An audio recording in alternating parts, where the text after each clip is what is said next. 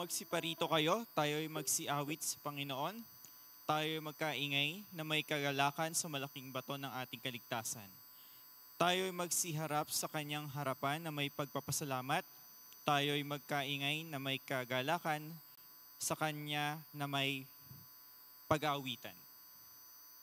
Welcome po sa GCF Bulacan sa magandang umaga sa ating pong mga bisita. Kami po ay nagagalak na nakasama kayo sa oras na ito ng pananambahan. Ano man ang ating pinagdadaanan ng mga nakarang araw, ang ating Diyos na buhay ang ating patnubay. Muli tayo po ay magpuri at magpasalamat sa Panginoon sa mga pagpapala niya at pag-iingat, at maging sa pagsubok man. Tayo po ay manalangin at ating hilingin ang paggabay ng Banal na Espiritu sa araw na ito. O Diyos na makapangyarihan, salamat po sa araw na ito na kayo ay patuloy na dakila sa aming buhay at patuloy na kayo po ang makapangyarihang Diyos. Salamat sa pagkakataong muli ay makapagbigay kami ng papuri at pagsamba sa araw na ito. Ang iyong Banal na Espiritu po nawa ang siyang gumabay sa amin at ang aming atensyon nawa ay matuon lamang sa inyo. At buksan niyo po ang aming puso at isipan sa mga aral na aming mapapakinggan sa araw na ito. Kung di pong hayaan na maagaw ng kaaway ang anumang mahalagang aral na ibibigay niyo po sa amin. Nawa po, dalangin din po namin na itong mga aral na ito ay maging totoo sa aming buhay. Salamat po muli, Panginoon, kayo po ang manguna sa amin sa umagang ito. Sa pangalan ni Jesus.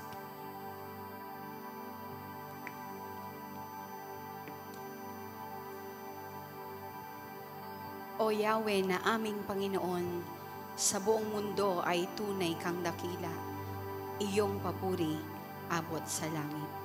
Awit 8, talatang 1. Tayo pong lahat ay magsitayo at sabay-sabay po tayong magpuri sa ating Diyos na dakila.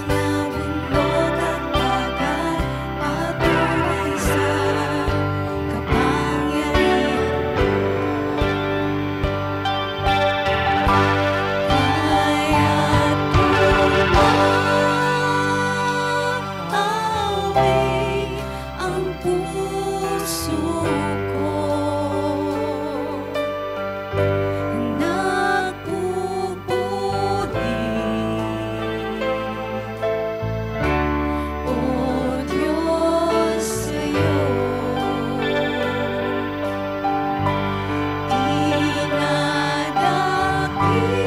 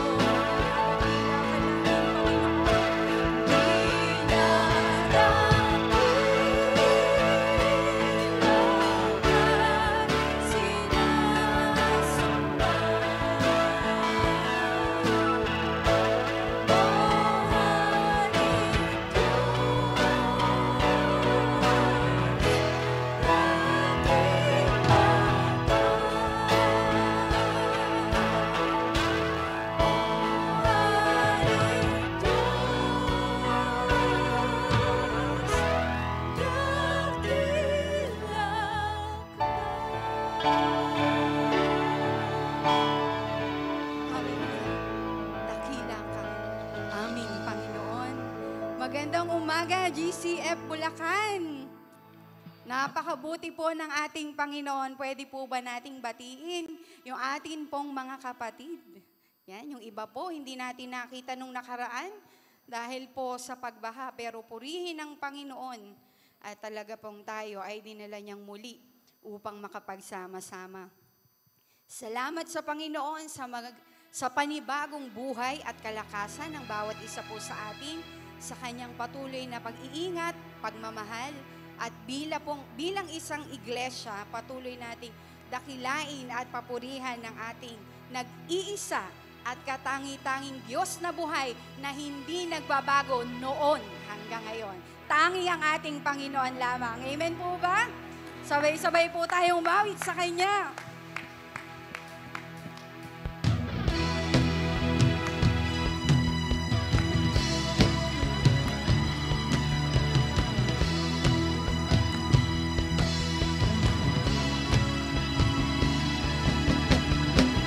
Walang ibang sasambahin, walang ibang mamahalin, walang ibang pupurihin, tanging ikaw.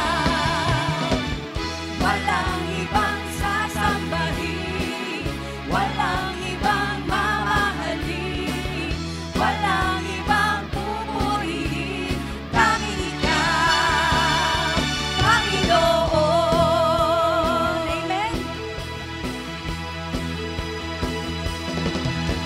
Walang ibang makakahigit sa'yo, O Diyos. Sa puso ay tanging ikaw ang pupurihin ko. Sabay-sabay po tayo. Walang ibang sasambahin, walang ibang mamahalin, walang ibang pupurihin, tanging ikaw, Panginoon. Kami po ay susunod sa iyo, Panginoon. Kami ay susunod sa tawag mo, O Diyos. Sa lahat ng dako, ihahayagang kabutihan mo. Walang ibang sasambahin, walang ibang mamahalin, walang ibang pupurihin, tanging ikaw. Minsan pa. Walang ibang sasambahin, walang ibang mamahalin, walang ibang pupurihin, tanging ikaw. Tanging ikaw ang aawitan, walang ibang papupurihan, sa puso ay nag-iisa lamang. Tanging ikaw. Tanging ikaw ang aawitan, walang ibang pagpupurihan, sa puso ay nag-iisa lamang. Amen. Walang ibang sasambahin, walang ibang mamahalin, walang ibang pupurihin, tanging ikaw. Walang iba. Walang ibang sasambahin, walang ibang mamahalin, walang ibang pupurihin, tanging ikaw. Sabihin po natin sa Panginoon. Walang ibang sasambahin, walang ibang mamahalin, walang ibang pupurihin, tanging ikaw. Walang ibang sasambahin, walang ibang mamahalin, walang ibang pupurihin, tanging ikaw, Panginoon. Hallelujah. Tanging ikaw,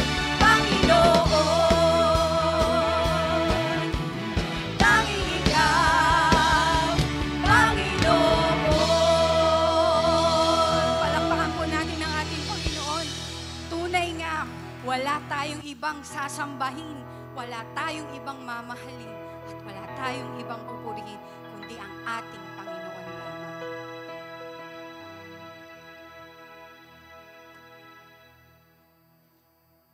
Sabi po sa awit 86:12, O Panginoong Diyos, buong puso'y laan, pupurihin kita magpakailanman, at ihahayag ko iyong kadakilaan. Muli po tayong umawit sa Panginoon.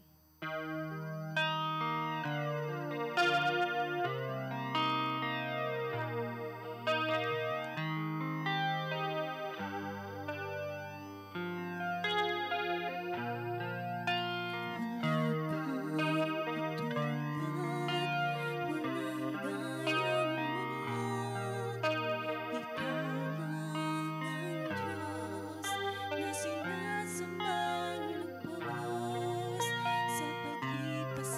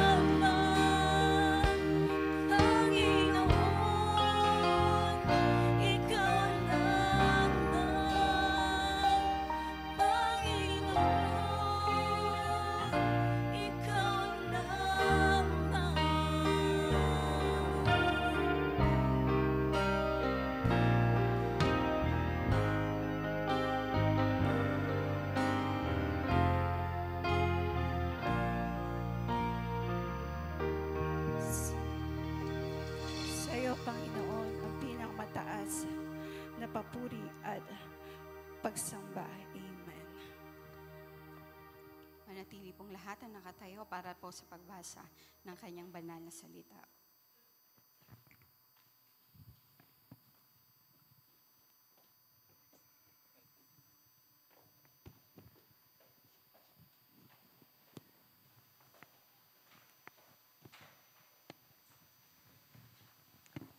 Our passage for today is found in the book of Proverbs, chapter 17, verse 1, and John chapter 13, verses 34 and 35.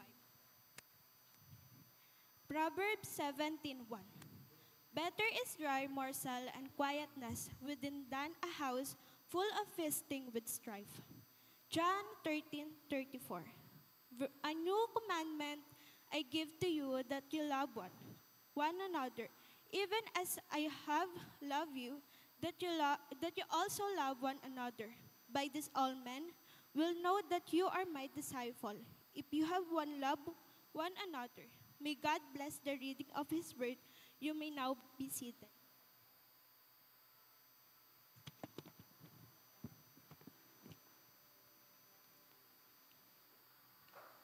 Tayo pong lahat ay manalangin. Aming Ama na nasa langit, kami po ay muling lumalapit sa inyo. Nagpapasalamat sa pribilehiyo at ministeryo ng panalangin. Salamat, Ama, sa iyong biyaya at habag. Salamat sa pagbibigay mo sa iyong itong anak na si Jesus na namatay doon sa krus ng Kalbaryo upang kami tubusin sa aming mga kasalanan at magkaroon ng bagong relasyon sa iyong harapan. We praise and thank you, O God, for giving us this wonderful opportunity, this great privilege, the right to become part of your great family, O God. And through your Son, we can come to your throne of grace with confidence, O God. Yamang alam namin na hindi sa aming sariling katayuan o kagagawan, kundi dahil kay Kristo, kami po ay magiging katanggap-tanggap sa inyo. Father, we acknowledge na ikaw ang aming makapangyarihang Diyos, ang aming buhay na Diyos, ang Diyos na puno ng pagmamahal at kalinga. Ikaw ang Diyos na puno ng habag. Ikaw ang aming Ama na kailanman ay hindi nagmaliw ang pagtingin sa bawat isa po sa amin. And we acknowledge also, Lord, that you are a holy God. And with this, Father, we come to you and ask, Lord, sa aming mga nagkapatawaran sa lahat ng aming mga nagawang kasalanan. Ama, alam namin na kung meron mga bagay na makapag-ahadlang sa aming paglapit sa inyo ay ang mga kasalanan sa aming puso. Pero salamat, Lord, because you have promised from your word, O God, that if we will confess our sins, you are faithful and just to forgive us of all our sins and cleanse us, O God, from all unrighteousness. Thank you, Lord, for this wonderful promise, Lord, na meron sa iyo ay nasalita na siya namin mapapakawakan. At sa oras din ito, kami po ay may confidence na ilapit ang mga karaingan, kabigatan ng bawat isa. Sabi mo nga po, Lord, sa iyong buhay na salita na we can cast all our cares upon you, O God. We can cast all our burdens upon you, O God. Dahil ikaw ang Diyos na tunay na kumakalinga sa amin. Alam ko ang kabigatan ng mga kapatiran, alam mo ang kanilang mga pinagdaraanan. At dalangin namin na nawa ang kapayapaan, ang kapahingahan na nagmumula sa inyo ay mapasa kanila. Dalangin po namin sa mga kapatiran namin na may mga bigat na karamdaman. Kayo ang patuloy na magbigay ng biyaya na kanilang kailangan, kalakasan na kanilang kailangan, even provision, Lord, sa kanilang mga pambili ng gamot. Pero higit sa lahat ang aming panalangin na ikaw ang gumawalang himala sa kanilang buhay. Please, extend your loving and healing hand upon them, O Lord. And we pray na by your grace, makamtan nila ang kagalingan sa kanilang karamdaman. Nais din namin panalangin naman ang mga kapatiran namin na may mabigat na pangangailangan. Lord, you have promised from your word that if we will seek your kingdom first and your righteousness, then all our needs will be met, O Lord. Tulungan mo kami na magtiwala. Tulungan mo kami na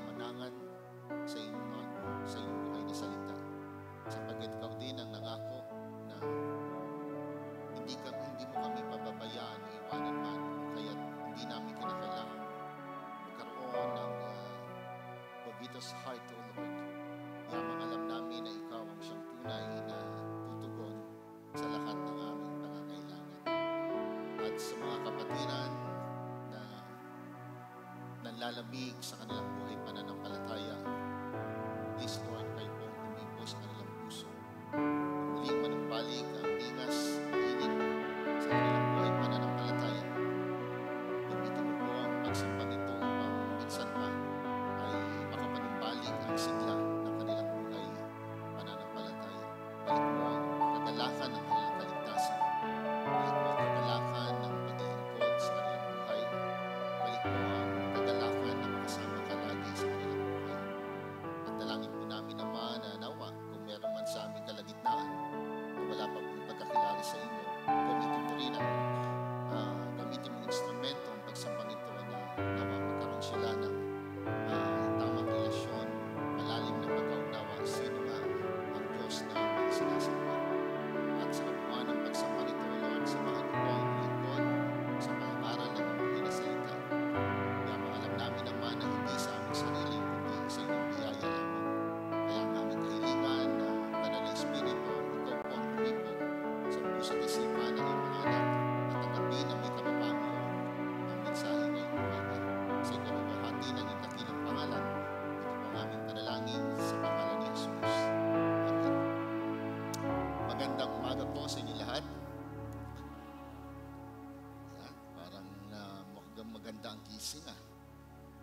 Anyway, ang month of August ay ating family month, and in relation to that, we will be having our series of messages in relation sa family. At kaya titigil ko, hindi ko na rin madadaanan yung naputol nating pag-aaral patungkol sa Ten Commandments. But kung hindi pa babalik ang Panginoon, Lord willing, matutuloy din po natin yan. Pero sa ngayon, sa mga susunod na linggo ay focus tayo sa ating pag-aaral patungkol sa pamilya. Ang ating tema for this month ay pamilyang nagkakaisa. No? May sabi nung nakaraan ay pamilyang di magiba. Para hindi magiba, dapat may pagkakaisa. No? So, ewan ko kung ano yung susunod na tema natin para dire-diretso. But I believe all of you will agree with me na napakahalaga ng isang pamilya na may pagmamahalan. Napakahalaga ng isang pamilya na nagkakaisa, kung saan ang pagdadamayan ay maliwanag na nakikita sa magkakapatid, sa mag-asawa, at sa bawat miyembro na bumubuo ng isang pamilya. It is God who created this institution or the institution of the family. But let's face the reality, the family is under attack. Even from the beginning, no? From the very beginning, families have experienced friction and many have fractured. Remember in Genesis chapter 4, Cain killed his brother Abel. At mula noon hanggang ngayon, makikita natin na maraming pamilya ang nag-aaway-away, hindi magkasundo. Unfortunately, even in the Christian family, this harmony is not absent. Meron akong kakilala na isang pamilyang prominente sa isang probinsya, may pag-aari ng napakalaking lupain, pero nakalulungkot sapagkat sa sobrang dami ng kanilang pag-aari, sila magkakapatid ay nagdedemandahan. That's why when I talked to him, I told him, nung pinamana sa inyo yan ng inyong magulang, for sure ang iniisip nila yung kabutihan ninyo bilang mga magkakapatid. Sa palagay mo, ano kaya ang mararamdaman ng magulang nyo ngayong yung pinamana nila para maging maayos, masagana ang inyong buhay ay pinag-aawayan ninyo? So, nakakalungkot, pero yun yung realidad sa buhay na meron po tayo. Naniniwala ako na walang kasing sakit para sa isang magulang kung makikita niya na ang kanyang mga anak ay nag-aaway-away. Pero alam niyo po, hindi lamang sa magkapatid. Sometimes, magulang laban sa anak or anak na lumalaban sa magulang. Kung ito ay mangyayari o nangyayari sa gitna ng mga hindi mananampalataya, kung ito'y makikita natin sa mga tao na walang pagkakilala sa Diyos, maintindihan pa natin matatanggap natin na normal sapagkat likas sa tao ang pagiging makasalanan. Likas sa tao ang pagiging makasarili na ang iniisip lagi ay ang kanyang sariling kapakanan lamang. Pero kung ito'y mangyayari sa loob ng isang iglesia o sa kabuuan ng mga mananampalataya, nakakalungkot. Sapagkat alam nating lahat na hindi lamang una tigit sa lahat, nung makilala natin ang ating Panginoon, ay binigyan tayo ng bagong pagkatao na dapat sana ay makita sa ating pang-araw-araw na pamumuhay. Bilang mga mananampalataya, tayo ay inaasahan na sumunod sa kalooban ng ating Panginoong Diyos. At isa sa mga pangunahing kalooban ng Panginoong Diyos sa kanyang mga anak ay ang pagmamahalan. Subalit, kung nakikita sa gitna o sa loob ng tahanan ang paghahati-hati, minsan tinatanong natin, totoo nga bang sila ay Kristiyano? Totoo nga bang sila ay mananampalataya? I believe faith must always be lived out at home. If we truly believe on the Lord Jesus Christ, if we have a right relationship with the Lord, una at higit sa lahat na makikinabang o makikitaan nung pagbabago na ginawa ng Panginoong Diyos sa ating buhay ay yung ating mga tahanan. When faith and family are linked together, supposed to be a powerful force is set loose. Magkakaroon ng kakaibang pagkilos, magkakaroon ng bagong relasyon sa loob ng tahanan na higit na nakapagbibigay luwalhati o kasiyahan sa ating Panginoong Diyos. By God's grace and through the working of the Holy Spirit, I believe there will be harmony inside the family if kung tayo ay tunay na nakay Kristo. Kung tunay na seseryosohin natin ang relasyon na meron tayo sa ating Panginoong Yesus. In the passage that we have read a while ago, the passage na binasa sa atin kanina, in Proverbs 17 verse 1, here, the author emphasizes the importance of harmony in the family. Look at what it says.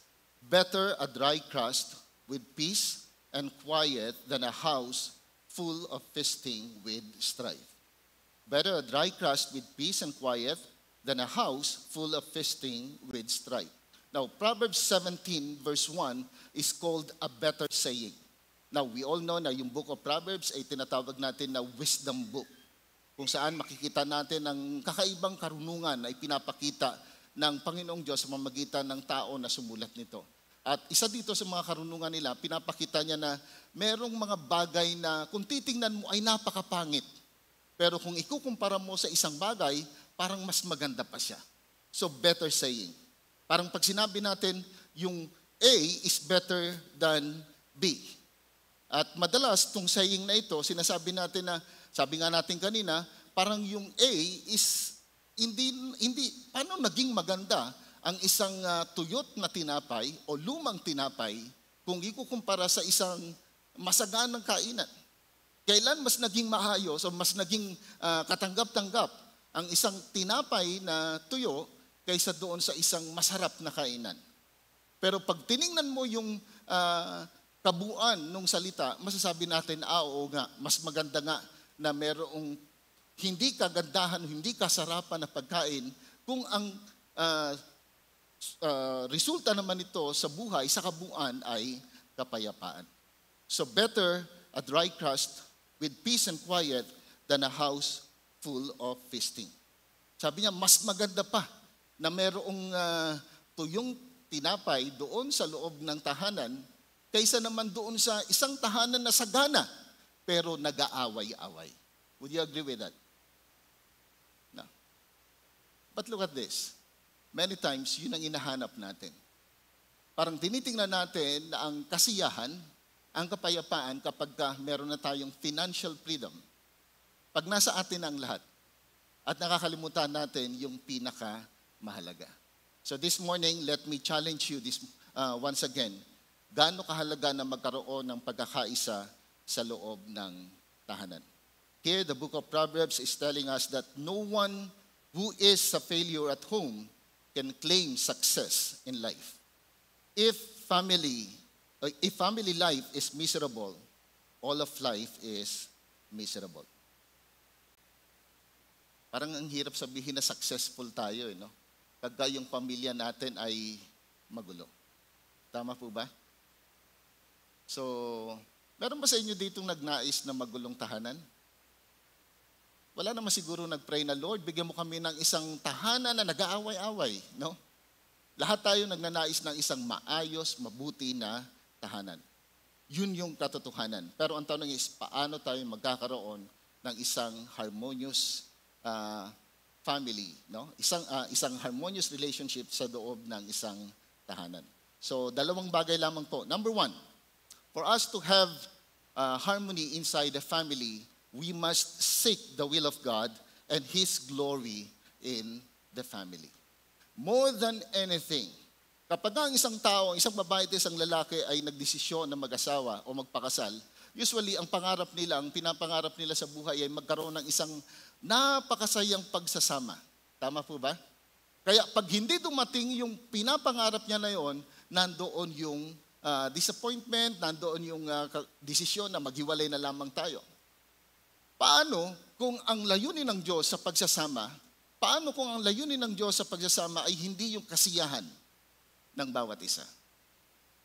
Paano kung ang tunay na layunin ng Diyos sa loob ng tahanan ay yung kaniyang kalawalatian?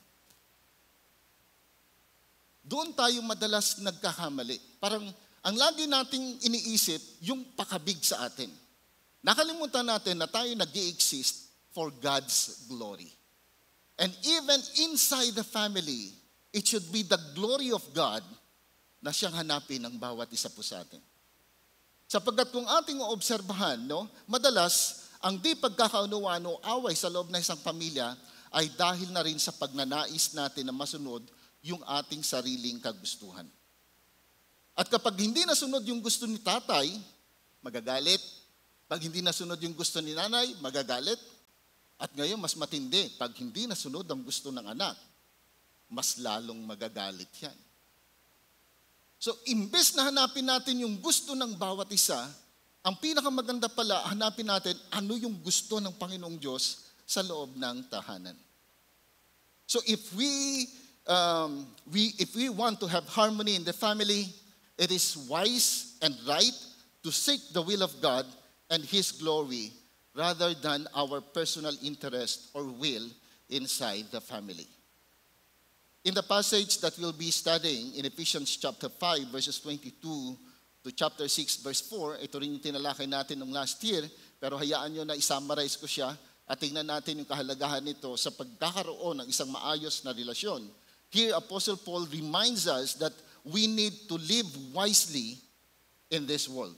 Verse 15, sabi niya, Mahal, meron ba diyang verse 15 ng Ephesians? Basahin ko po para mas maliwanag, no? Ephesians chapter 5 verse 15, sabi niya rito, therefore, be careful how you walk, not as unwise men, but as wise, making the most of your time because the days are evil.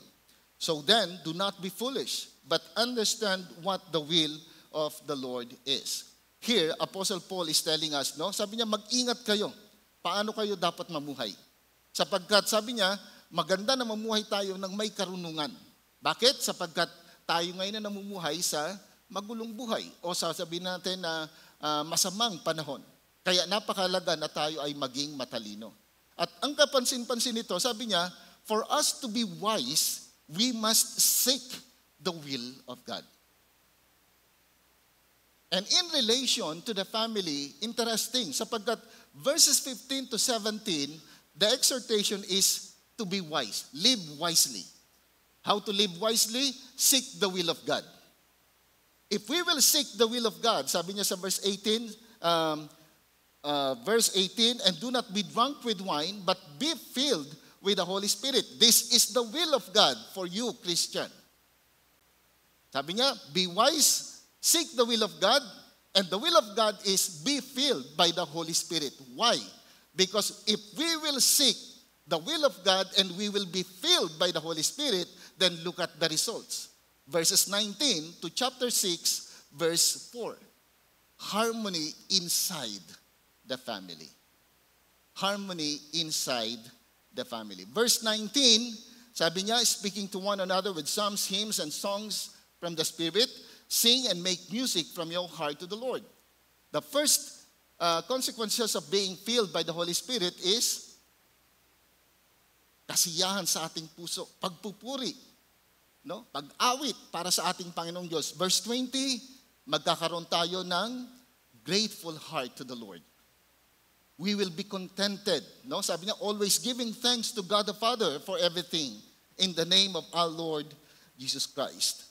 Now, if you will notice, no, one of the biblical formulas for a peaceful home, isang mapayapang tahanan, no, ang pagkakaroon ng contentment sa bawat miyembro ng pamilya. At sabi niya, yun ay mangyayari kung hahanapin natin yung kalooban ng Diyos at tayo ay pupuspusin ng banal na espiritu. Then pagdating sa verse 21 at sa mga susunod pa, makikita natin na unang maapektuhan ng spirit-filled life na kalooban ng Diyos sa buhay ng bawat mananampalataya ay ang kaayusan sa loob ng pamilya. The wife will submit or respect her husband in verses 22 to 24. The husband will love his wife with the love of Christ in verses 25 to 33. The children who are spirit-filled will obey and honor their parents in Ephesians chapter 6, verses 1 to 3. Then the parents will not bring their children unto wrath. On the other hand, they will bring their children in the training and instruction of the Lord in verse 4. Now look at this. If every member of the family is doing their given role inside the home, ano kaya ang mangyayari? Ano sa palagay niyo ang mangyayari kung ang bawat miyembro ng pamilya gagampanan niya yung kanyang tungkulin? Si wife will submit to her husband. Si husband will love her wife. And then, si children mag-uobey, re-respeto yung kanyang magulang, at yung magulang, no, dadalin sa pagkatakot sa kabanalan ng kanyang anak. Anong pwedeng mangyari? Ito yung hinahanap natin. Harmony. Unity in the diversity. Hindi uniformity. Bakit iba-iba? Ito yung problema ng marami. We want unity. Unfortunately, our idea about unity is uniformity. Dapat pare-parehas. Kung ano yung gusto ko, yun yung mangyari. Pero iba, dahil binigyan ng Panginoong Diyos ng iba't ibang bahagi, unique ang bawat membro ng pamilya, para magkaroon ng unity, no, hanapin yung iisang layunin, yung layunin ng Diyos, yung kalwalatian ng Diyos. So magkakaiba man tayo sa loob ng tahanan, iba-iba man yung part natin, pero lahat tayo sumusunod kung anong gusto ng Diyos, then magkakaroon ng harmony. Tingnan niyo po sa music. Merong bass part, merong alto, merong soprano, merong tenor. Iba-iba yan. Nagpa-practice ako nung bass part ko para dun sa next Sunday. Parang ang pangit pakinggan. Parang kang baka na umuungol. Parang ganun lang, di ba? Pero pag dinikit mo siya doon sa soprano, sa alto, sa tenor, nagiging harmony. Same is true inside the family. Hindi mo may expect na yung anak mo maging katulad mo. Kasi unique siya. Dapat pala dalhin natin siya kung ano yung gusto ng Diyos. No? Yun yung ipakilala natin, ipaunawa sa Kanya na gawin niya. Sapagkat pag ginampanan ng bawat isa yung bahagi sa loob ng tahanan, ayon sa panuntunan ng Panginoong Diyos, then magkakaroon ng tunay na pagkakaisa. Kapag si nanay ay nagpasakop at nirespeto ang kanilang mga asawang lalaki, mapayapa ang tahanan. Tama ba, men? Parang katabi niyo ba yung mga asawa niyo? Kapag minahal ni tatay sila nanay, katulad ng pag-ibig ni Jesus sa iglesia, di ba ayahay ang buhay, mga nanay? Katabi niyo ba asawa niyo lahat? Minsan nga maghiwa-hiwalay kayo, ha? At kapag ang mga anak ay marunong sumunod, magparangal sa kanilang mga magulang at rumispeto, obviously, may kasiyahan at kapayapaan. Parang malayo. Nandun sa likod yung mga anak nyo, no? So, at kapag naman sila nanay at tatay ay tama ang pagtrato sa mga anak, alam na this, magiging maayos ang loob ng tahanan. Pero baliktarin po kaya natin. Ano ang mangyayari kung si nanay ay ayaw magpasako at magbigay ng respeto kay tatay? Eh di ba madalas yun ang pinag-aawayan sa loob ng bahay? Paano kung si tatay ay hindi minamahal si nanay katulad ng pagmamahal ni Kristo sa iglesia?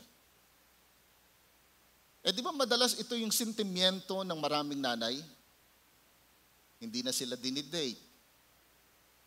Hindi na sila binibilhan ng bagong damit, bagong gamit, o anuman. Hindi na sila sinasabayan sa paglalakad. Madapa-dapa na sila sa paghabol sa bilis ng lakad ni tatay. Di ba? Hindi na sila inaalalayan. Samantalang na naliligo, pinagbubukas pa ng kotse. Pag naglalakad, dito ka sa ako dyan sa danger zone, dito ka. Ngayong mag-asawa, diyan ka nga, may aso dyan di ba? Baliktad na. Nawala na yung lambing. At anong pwedeng mangyari kung babaliktarin natin ito? Minsan sasabihin ng mga nanay, hindi na ako sinasabihan ng I love you. Alam niyo po, ang dami na ako na-attendan na seminar ng couples. Laging isa ito sa mga lumalabas lagi na concern. Sabi ko doon sa Antipolo before, para maging maayos ang pagsasama ng babae at lalaki, maraming pagkakataon kinakailangan mong maging corny. Yung sinasabi nila na corny, yun yung magpapasarap ng pagsasama niya. Kaya ako, pagising ko ng umaga, dapat nandun yung I love you. I love you, mahal. Yan lang. So, part yan dapat ng, Olan, wag kang ganyan, ngayon mo lang ang ginawa. So, bumabawi lang. Sa madaling salita, mahalaga na maiparamdam natin yung tunay na diwa ng pagmamahal sa ating kapareha. Obviously, hindi magiging harmonious ang relationship sa loob ng tahanan pag hindi natin ginawa yung part natin. Paano naman kung yung mga anak ay ayaw sumunod? Puro na lang, mamaya na po, di ba? O kaya, si ano naman utusan ninyo, ako na lang lagi. Nag-iisa ka lang anak Di ba? Parang, kung hindi susunod si anak sa gusto ng magulang o sa utos ng magulang, most probably, yun yung madalas na simula ng sigawan. At ganun din naman sa mga magulang, kung hindi magiging maayos ang pagtrato natin sa ating mga anak, most probably gulo sa loob ng tahanan. Sa madaling salita, instead of seeking our will, instead of insisting our will, we must seek and apply the will of God in the family to gain and enjoy the harmony and unity.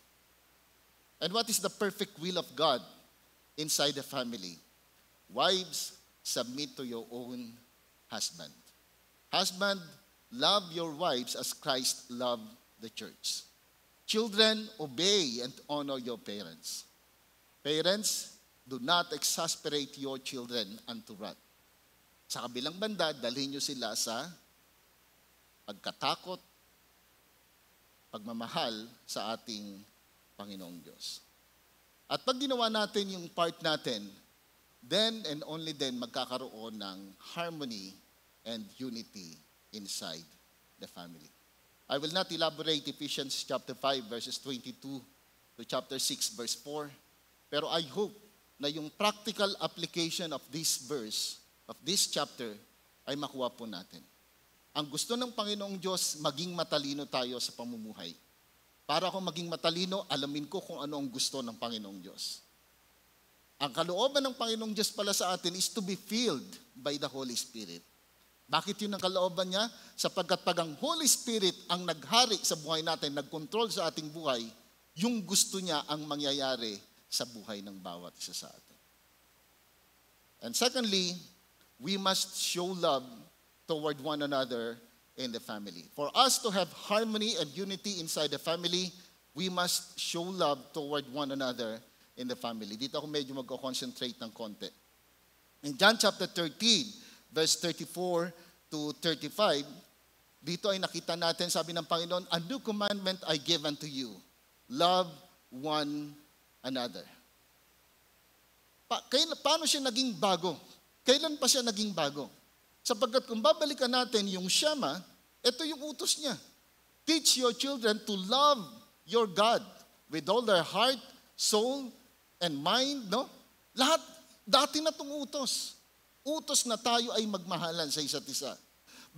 Pero ngayon, ang naging bago siya kasi yung level nung pagmamahal itinaas ng Panginoon. Kung noon ang utos ay mahalin mo ang iyong kapwa kagaya ng iyong sarili, ngayon ang utos ng Panginoong Diyos is, "A new commandment I give to you, love one another as I have loved you." Nakita niyo po yung bago? Noon, kung paano mong minamahal ang sarili mo, mahalin mo rin ang kapwa mo. Ganun yung pagmamahal na ibigay mo. Pero ngayon iba. Kung paano kang minahal ni Kristo, ganung klaseng pagmamahal ang ibigay mo sa iyong kapwa. Paano ka bang minahal ni Kristo? Paano ba tayong minahal ni Kristo? Binigay niya yung kanyang buhay para sa atin na makasalanan. Para sa atin na mga kaaway ng ating Panginoon. At sabi niya, yun yung gusto kong gawin yung klase ng pagmamahal. Now, we all know, John chapter 13, in John chapter 13, nalalapit na yung kamatayan ng ating Panginoong Hesus. In fact, from chapter 13 to chapter 19, no, dire-diretso po yan. Hanggang 20, kinabukasan. Ibig sabihin, magdamag, dire-diretso, last supper nila, tapos pumunta sila doon sa Garden of Gethsemane, hinuli ang Panginoon, dinala doon sa high priest, dire-diretso po siya.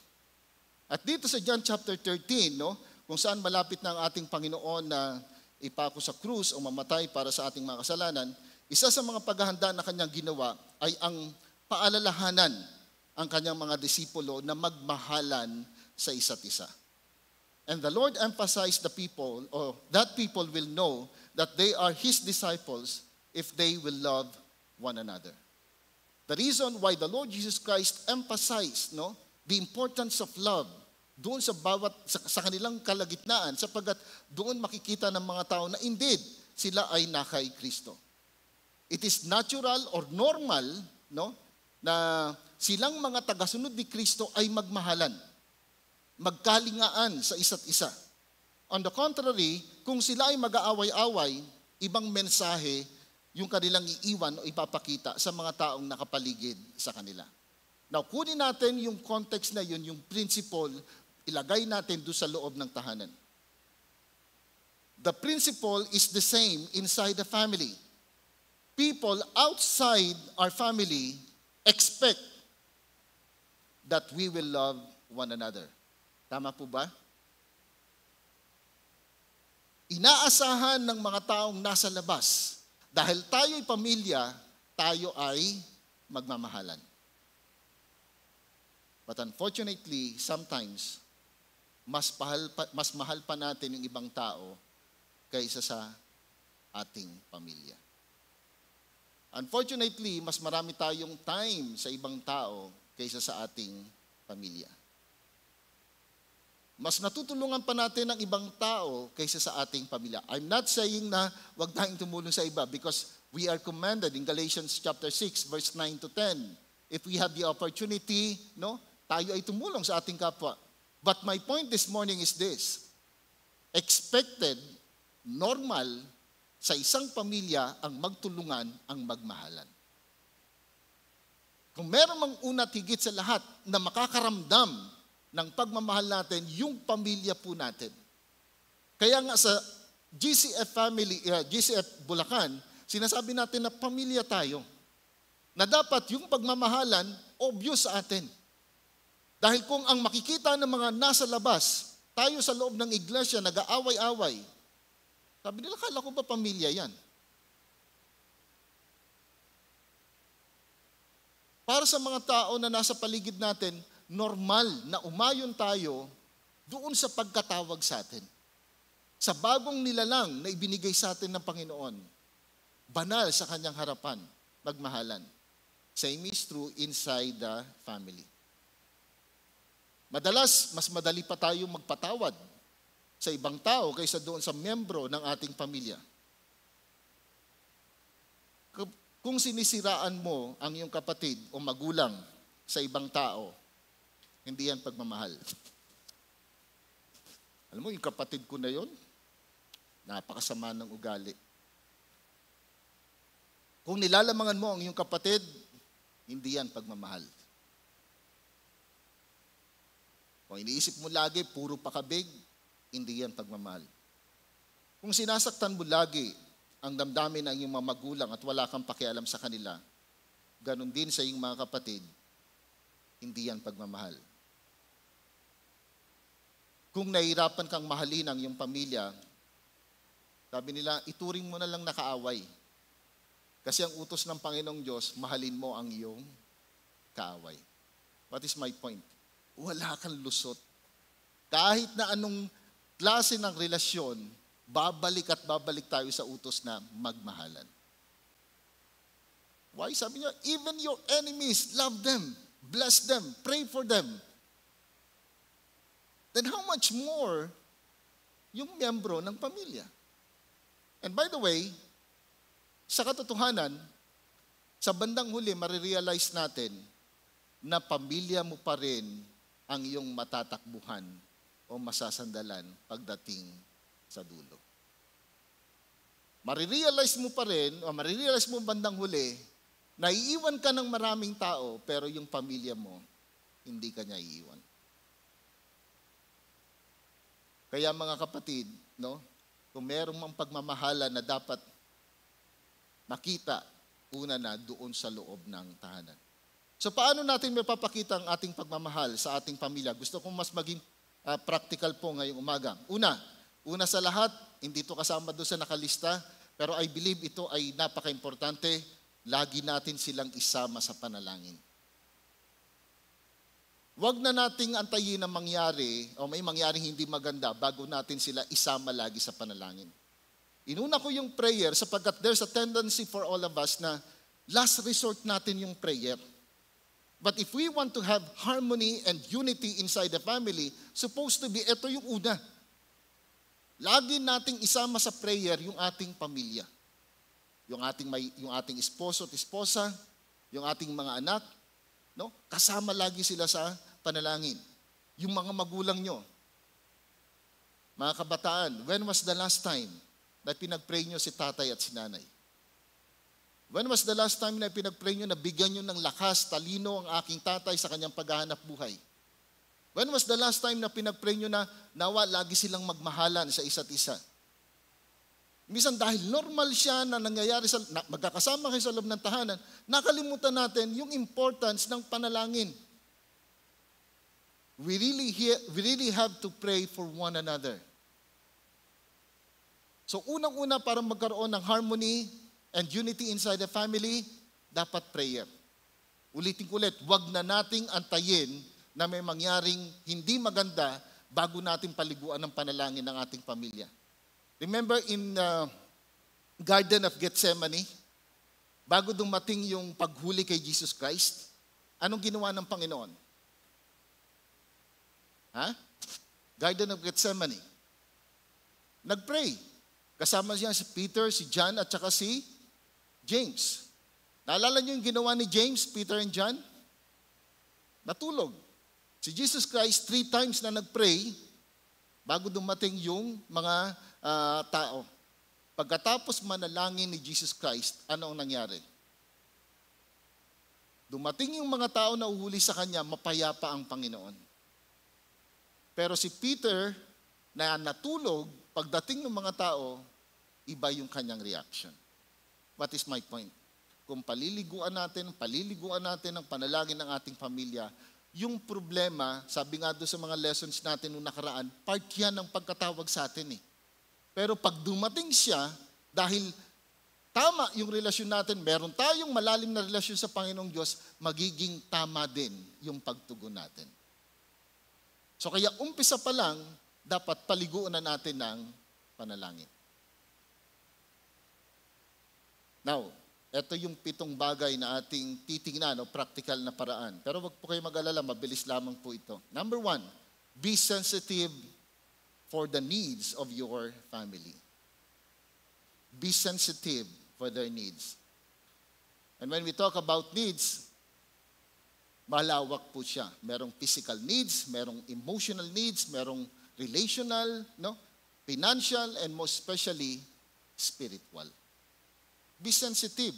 Kung yung kapatid mo, nakikita mo na malungkot na siya, pwede mong tapikin, tanungin, may problema ba, bro? Anong may tutulong ko? Kung hindi siya magsalita, at least alam niya na nandun ka.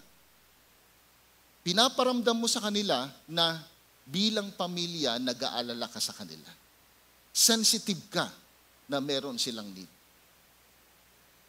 Second, understand them. Unawain natin sila. Napakasarap na makita ang isang pamilya na nag-uunawaan. Hindi sa lahat ng pagkakataon, maganda yung mood ng bawat miyembro ng pamilya. Agree? Minsan masaya, minsan malungkot, minsan mainit ang ulo, minsan mahaba ang pasensya. Unawain natin ang bawat isa. Unique ang bawat miyembro ng pamilya. At kung wala yung pag-unawa, most probably, walang harmony, walang unity sa loob ng tahanan. Third, forgive them. Forgive them. One of the blessings of being in Christ, no? Sabi niya sa Ephesians chapter 4, verses, sabi niya, put off the old self and put on the new one. And what is the old self? Sabi niya, away. The new one is nagpapatawad. Verses 26 to 27. Huwag mong hayaan na lubugan ng araw ang inyong galit. Sa ayaw at sa gusto natin, kahit na yan ay isang pamilya na nagmamahalan, darating at darating ang time, mau-offend ka sa kapatid mo, mau-offend ka sa magulang mo, magkakaroon kayo ng samaan ng loob. Kasi lahat tayo sa isang banda may kahinaan. Pero ang pinakamalaga sa loob ng tahanan, kung nagkaroon man ng hindi pagkakasunduan, marunong umunawa at magpatawaran sa isa't isa. At sa paghingi ng tawad, napakalaga yung pag-amin ng pagkakamali. Mahalaga din, no? Nasa pagpapatawad, wala ng kondisyon. Kung humingi siya ng tawad, forgive me, sa ginawa ko sa iyo, nasaktan ko yung damdamin mo, hindi ko inisip na ma-offend ka pala rito, no? Sabihin mo na sana pwede ko palang sabihin ng ganitong pagkakasabi para hindi ka masaktan. Then sasabihin ng isang tao na na-offend, pinapatawad na kita. Hanggat walang closure doon sa isang issue, minsan ang hirap magkaroon na maibalik yung magandang relasyon. So forgive one another. In one way or another, sabi nga natin, you will be offended. And you will offend them. Ang malungkot lang, gusto natin patawarin tayo, pero pag tayo na yung magpapatawad, ang hirap. Pang-apat, listen to them. Set quality time with your family. Sa mag-asawa, maganda na lumalabas kayong dalawa lang, mag-date kayo, mag-overnight kayo. Kung gusto niyo mag-overnight, basta iwanan niyo ng pangkain yung mga anak niyo. O kaya may magbabantay. Pero maganda rin na kasama niyo yung isang pamilya niyo. Kung kaya ng budget, pwede mong gawin ng once a month, wag naman every week. Masyadong no? Kung hindi kaya ng budget, kahit na once a year. Pero merong mga bata na minsan sa kanilang murang edad, nilulook forward nila yan eh. Itong ganitong time, lalabas na kami ng family. Meron kami simpleng pagkain sa labas, pwede. At pag nandun na, pwede mong ilabas din ng isa-isa, kausapin. Mag-usap. Kaya nga maganda yung nilabas mo yung marami, buong family, pero pwede rin niya kausapin mo, ilabas mo yung isa-isa. Pero kung magastos yun, doon na lang kayo sa kwarto. Kamustahan? Ako, naging habit ko yung, dahil ang love language ko ay touch, no? So kahit na malaki na yung anak ko, na lalaki, inaakbayan ko, tapos kakamustahin ko, anak, ano na nangyari? Ano nang buhay-buhay? Kamusta na? One time, tinanong ko yung anak ko, anak, mag-aasawa ka pa ba? Kasi binata pa rin hanggang ngayon. So, minsan formal, minsan informal, but the point is, pag kinamusta mo sila at nag-open up sila, makinig. Makinig. Hindi tayo ang laging tama. May tama lang tayo. Pero hindi tayo laging tama. So, minsan, pakinggan natin sila. At alam niyo po, ito yung napansin ko. Iba na ang kabataan ngayon. Matatalino na. Hindi mo sila basta-basta pwedeng sabihan na ito. Kinakailangan clear sa kanila, bakit yan? Kasi may tanong na bakit eh. Kaya minsan maganda na sila naman yung pagsalitain natin. Listen to them. No? Then, play with them.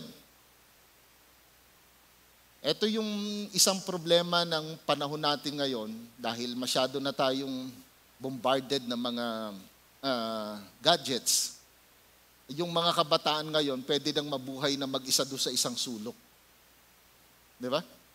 Parang kanya-kanya na nagbuhay. Pero, na-realize namin ni Rosel, kung hindi kami papasok doon sa mundo nila, hindi namin sila makakasama. So, ang ginawa namin ni Rosel noon, merong mga games sa internet na pwedeng kasama, pwedeng family. Alam niyo yung larong iSketch? Sino paglaro na nun? Hindi niyo po alam. Parang may makikipaglaban ka sa mga taga-iba-ibang bansa. Tapos kaming family ngayon, magkakampi kami. Lahat kami nandun. Kung sino yung nakakaalam, nakakita kagad, o siya magdo-drawing, sama-sama, masaya kami. O kaya naman, manunood kami, meron kaming popcorn, manunood kami ng movie, meron kaming games, kaya mahilig kami lahat mapapansin nyo kaming pamilya, mahilig sa mga games. Kasi ginagawa namin minsan Friday night o game time tayo. Kinakailangan nating maging innovative na makapasok doon sa mundo ng ating mga anak. Play with them. Sama tayo. Bago kami mag-asawa ni Rosel, ang usapan namin, yung alam mong sports, ituro mo sa anak mo. Yung alam kong sports, ituturo ko sa kanila. Alam niyo po, paglaki nila, wala kami na ituro kahit na isa. Pero pwede kayong bumili ng mga cards. Minsan naglalaro kami nung pandemic, yan, madali lang no? Pero ngayong busy na sila, medyo mahirap. Pero still, pwede nyo silang yayain. Hanap ng paraan na makasama nyo sila. Then, prioritize them. Again, sa ibang bagay, mahalaga na alam natin, no, importante ang aking pamilya. Siguro sasabihin niyo, Pastor, di ba sabi mo unang Panginoon? Di ba sabi natin, ang Diyos hindi kasama sa priority kasi nandun siya sa taas. Siya yung may sakop ng lahat. When I say prioritize them, maglalaro ka ng basketball, kailangan ka ng anak mo, then go to your children. Minsan, isa-sacrifice mo yung gusto mo para makasama mo yung anak mo.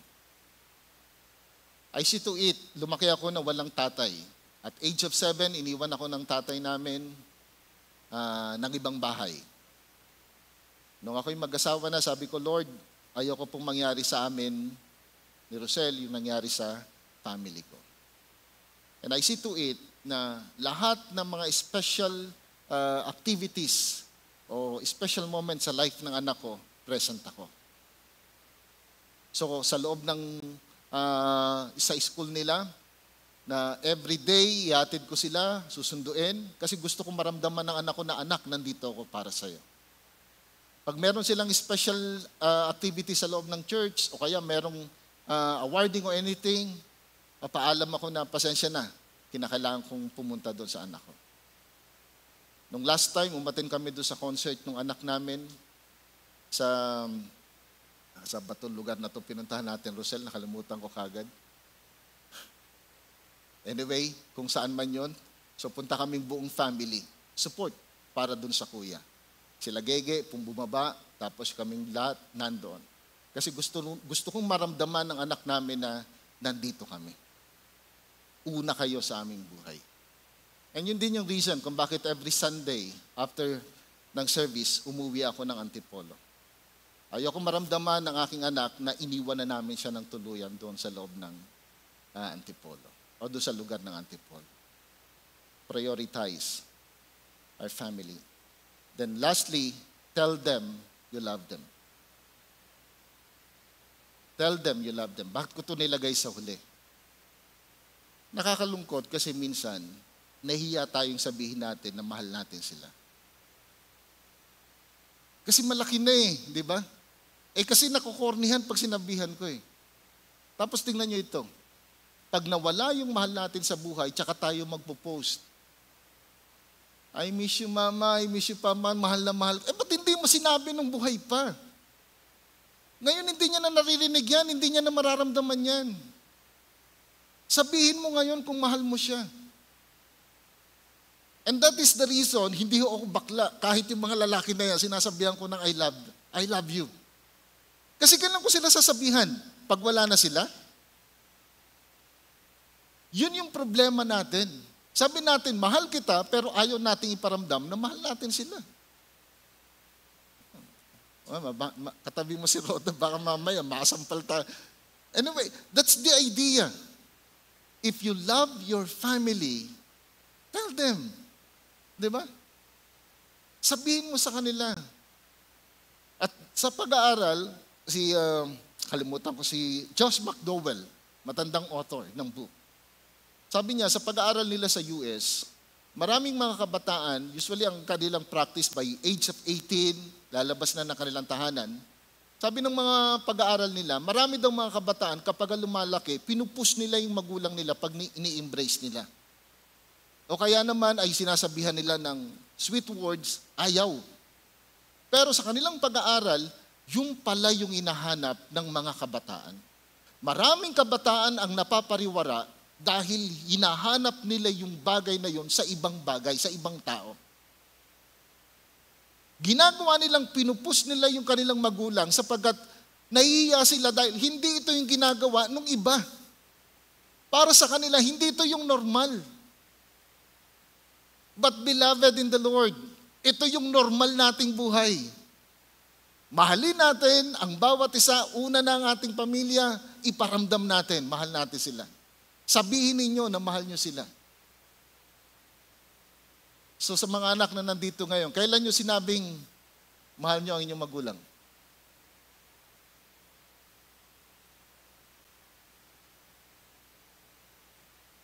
Sa mga magulang, kailan nyo sinabihan ng I love you ang inyong mga anak?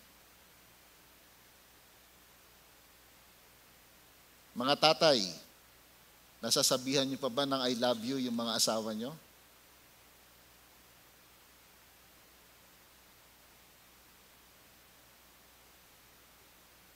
Mga nanay, no?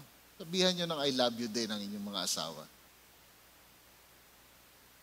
Huwag kayong mahiya kung talagang mahal nyo yan. Di ba? So, kung magkakaroon ng pagpaparamdam ng tunay na pagmamahal sa loob ng tahanan, do you think harmony is possible? Gusto natin maayos, magandang pagsasama, pero meron tayong magagawa. Gawin natin. Balikan po natin yung first verse nating pinag-aralan. Aanin mo ang kasaganahan kung sira naman ang iyong pamilya. Masasabi nating iba pa rin na buo ang pamilya at may kapayapaan, may kagalakan, at tunay na pagmamahalan.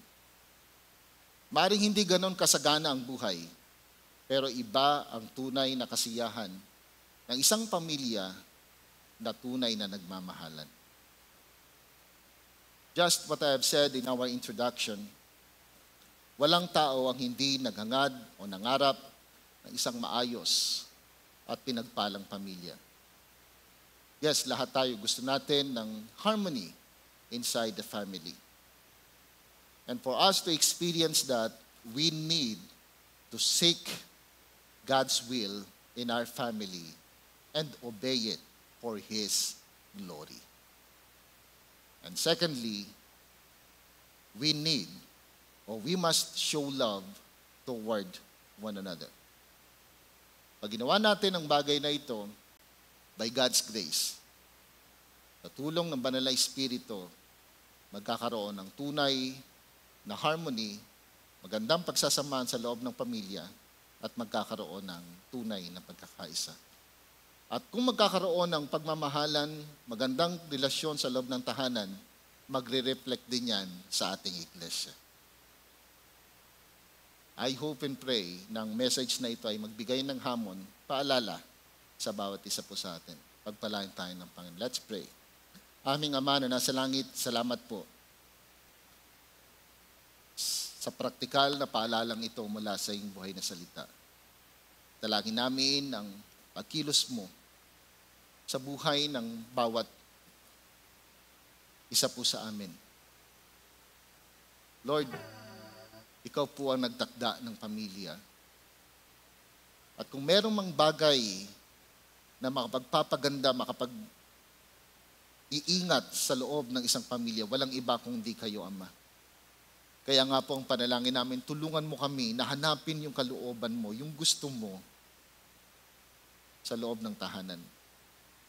Huwag nawang mangyari na madaya kami tulad ng takbo ng sanlibutan ito. Ang pangunahing layunin ay yung pansariling kasiyahan lamang. Help us, O Lord, na unawain ang iyong kalooban at sundin ang iyong kalooban para sa inyong kalugatian at sa ikagaganda ng buhay ng bawat isa po sa amin. Salamat muli, pagpalain po ang iyong mga anak.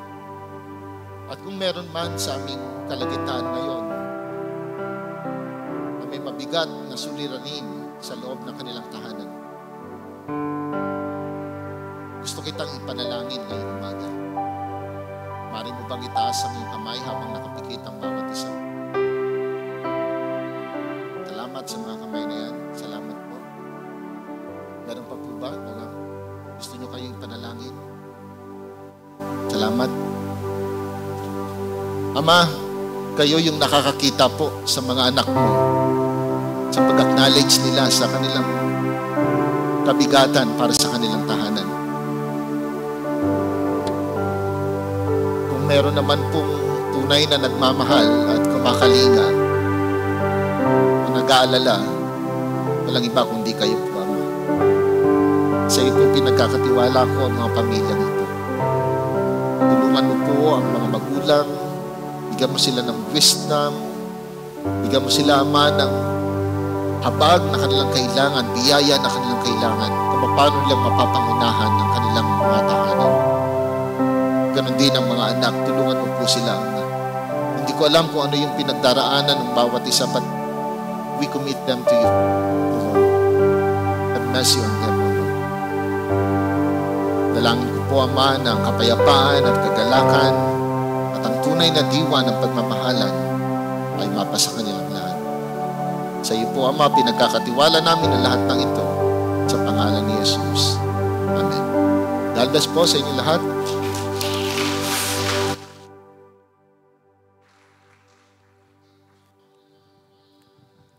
Bilang tugon po sa mensahe ng ating Panginoon ngayong araw na ito, mahalagang hanapin ang kalooban at kalulatian ng Panginoon sa ating mga pamilya. Kaya tayo po ay lumapit at hingin sa Panginoon na pag-isahin ang bawat pamilyang mananampalataya. Tayo pong lahat ay tumayo.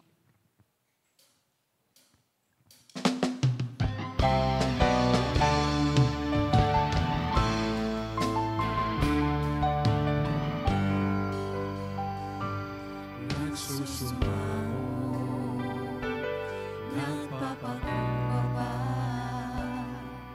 o Diyos kami patawarin sa aming sala, sapagkat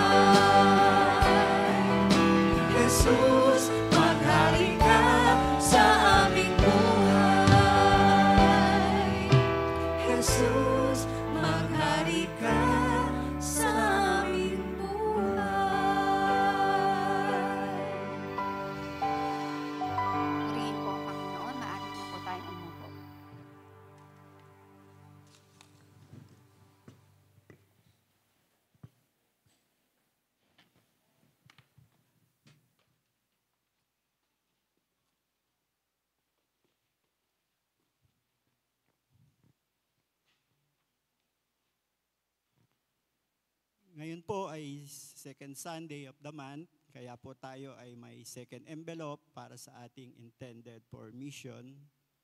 Suportahan po natin ang gawain ito para sa igalalago ng gawain ng Panginoon. Ito ang sinasabi sa Matthew 6:2 and 4.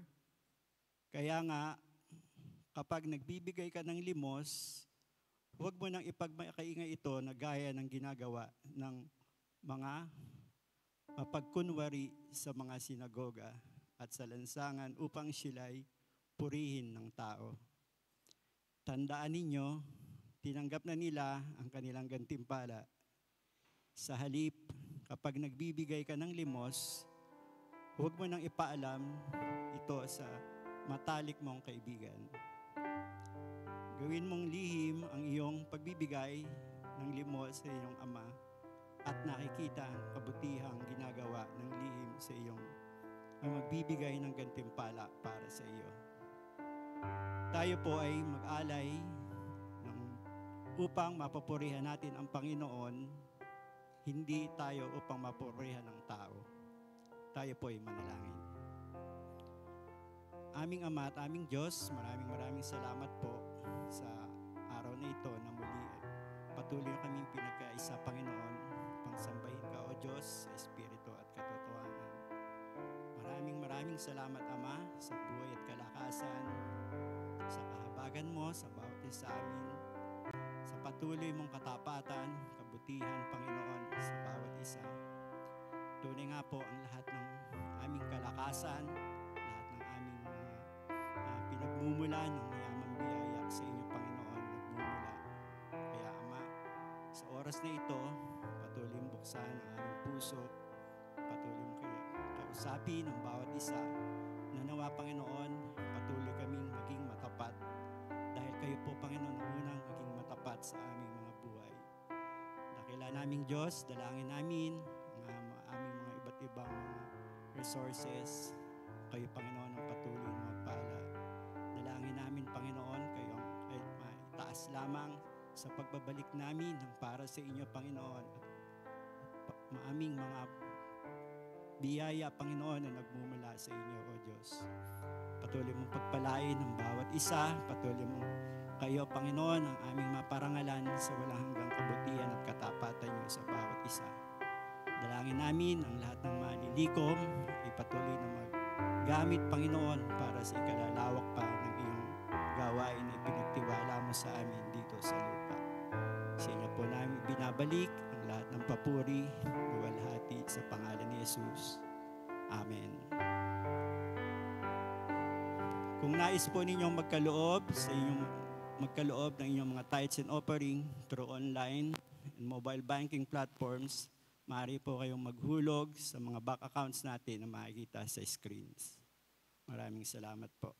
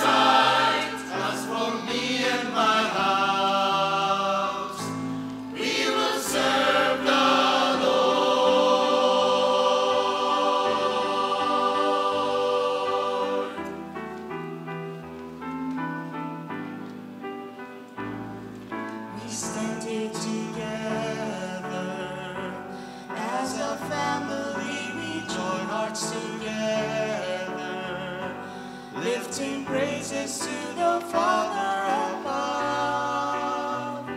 Thanks for sending your Son.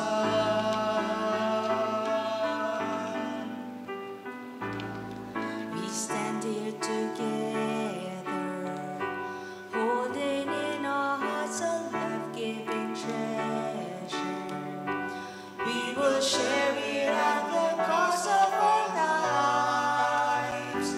Lord, we've made up our minds to serve you.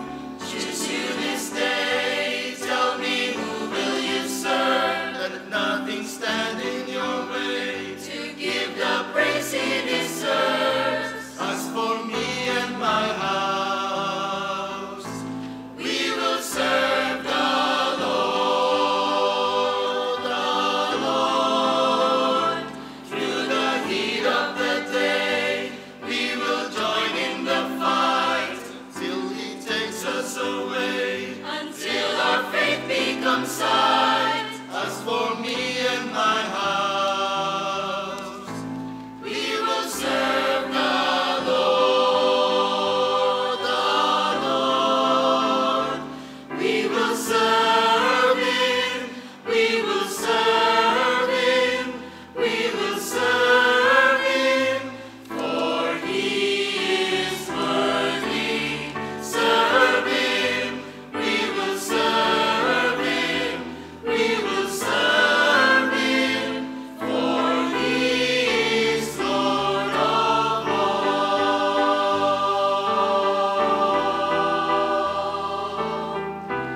For he is Lord of all.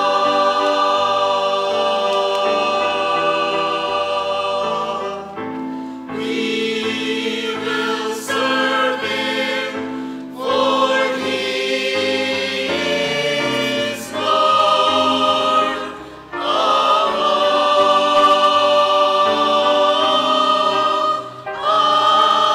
Amen.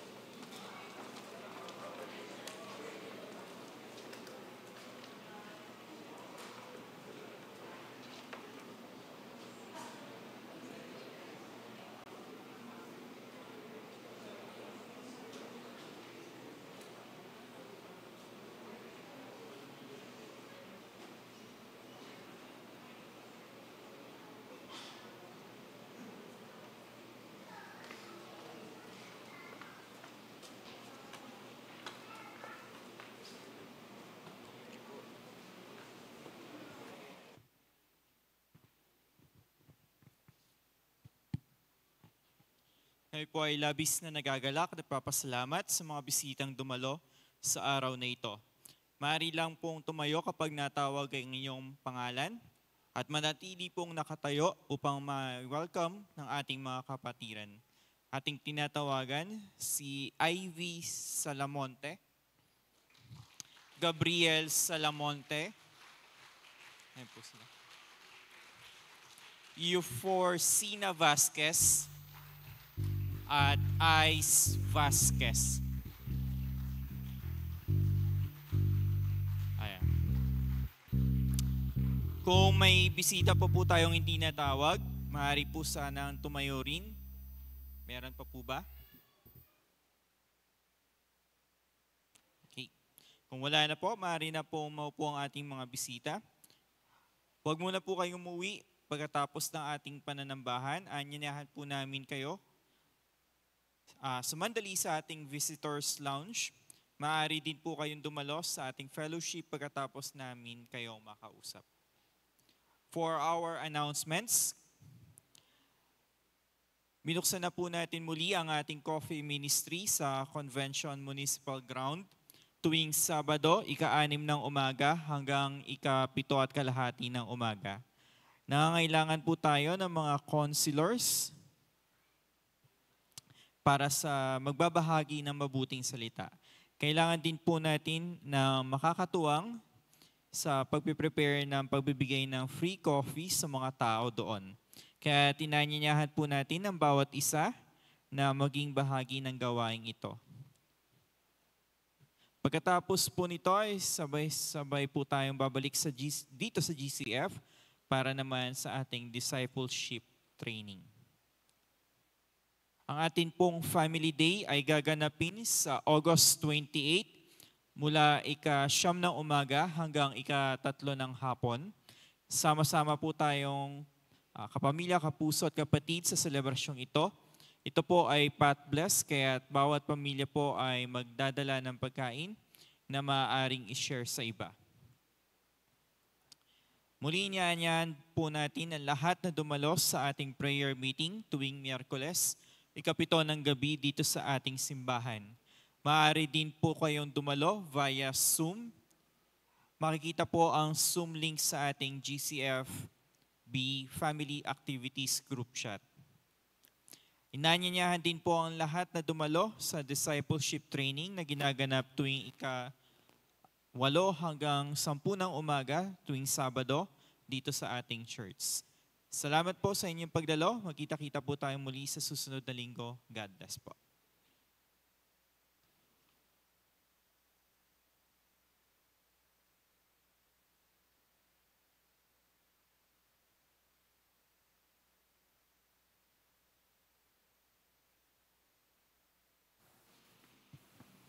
Ayan, so amen. So hello and good morning po sa ating lahat. Kuya June, ready na po ba yung -1? Hindi tayo kakanta. Ay, hindi na tayo kakanta. Okay. Ayan, sorry. Mag-a-announce lang po kami. So nandito po kami ngayon para i-announce ang exciting event na gaganapin po dito sa ating church. So sa darating na August 28, Lunes po ito, tayo po ay magkakaroon ng Family Day na may temang pamilyang nagkakaisa. So kapamilya, Kapuso, kapatid, isang Isang araw araw na ng pagsasama-sama, pagkakaiba-iba at pagkakaisa-isa. Iba-iba man po ang ating mga pamilya, ngunit sa biyaya at tulong ng ating Panginoon, hangad po ng GCF Bulacan na tayo magkaisa bilang isang pamilya. amen. So ito po ay gaganapin sa ating church mula 9 o'clock ng umaga hanggang 3:00 ng hapon. Ang bawat pamilya po ay inaanyayahan na magdala ng isang ulam na good for sharing po hanggat maaari. Kaugnay ng ating Family Day, magkakaroon rin po tayo ng isang balik-eskwela na gawain na pinamagatang Daluyan Project. Layunin po nito na mabahagian ng basic school supplies at ang ating mga kabataan, higit lalo po ang mga kabataan mula sa ating mga outreaches. Ang bawat pamilya po ng GCF ay maaaring maging daluyan ng pagpapala sa mga kabataan sa pamamagitan ng pagbili ng school supplies. Mula August 20 hanggang August 28, magkakaroon po tayo ng booth sa ating lobby. Ang lahat ng detalye po ay makikita sa ating lobby simula August 20. Ayan, kaya dalangin po namin na maging daluyan ng pagpapala ang bawat pamilya natin. Nawa po ang bawat isa sa atin ay sumuporta at makiisa sa gawaing ito. Muli po, ang ating Family Day ay sa August 28, Lunes, holiday po ito. Kaya magkita-kita po tayo at sama-samang magsaya, mabusog at magkaisa. Maraming salamat po. Ang lahat ng papuro ay sa ating Panginoon. Thank you po.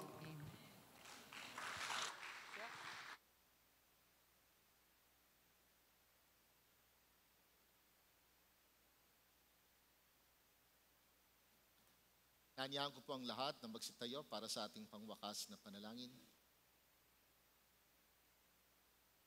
Aming Ama na nasa langit, kami po ay muling nagpapasalamat, nagpupuri sa iyong dakilang pangalan sa natapos na gawain ngayong umaga. Nawa ay nabigyan po namin kayo ng kalulatian, karangalan sa bawat bahagi ng pagsambahan tayo sa buwan ngayong umaga.